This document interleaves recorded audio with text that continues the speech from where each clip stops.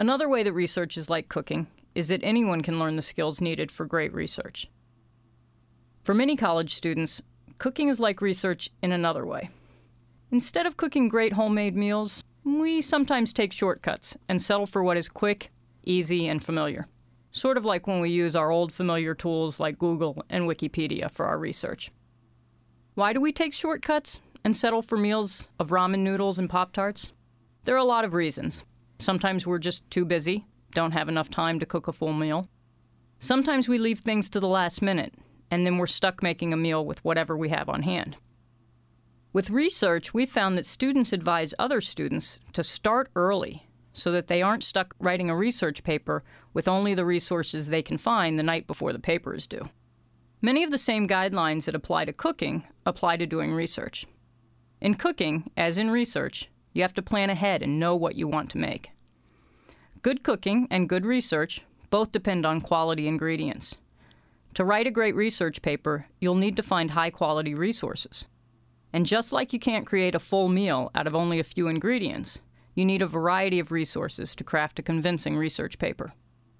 Finally, just like most chefs make meals that they themselves would want to eat, you'll find you do your best research when you pick a topic that you care about.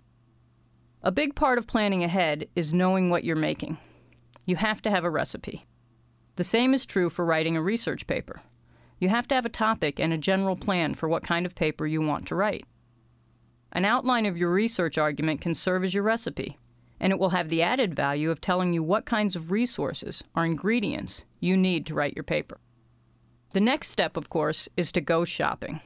Just like you turn your recipe into a shopping list, you need to turn your research outline into a list of the type of resources you need. By creating a shopping list, you're taking control of the kinds of resources that you'll use in your research paper, instead of just settling for what you can find or what you have on hand. And remember that the research you're doing is likely to require more than just books. You may need newspaper or journal articles, or you may want to consult some items in your library's special collections. One very important step in both cooking and research is the taste testing stage. Great chefs do lots of taste testing so that they can find just the right ingredients for the meal they're making. You need to do the same for your research. You should plan on looking at plenty of books, articles, and abstracts before you settle on the resources that you actually need. Now that you have your recipe and all the ingredients you need, it's time to create your meal. Remember that a great recipe calls for the chef to mix the ingredients together just right so that they work together to create the final product. The same is true with a research paper. You can't just throw all your resources into your paper. You need to synthesize them and relate them to one another.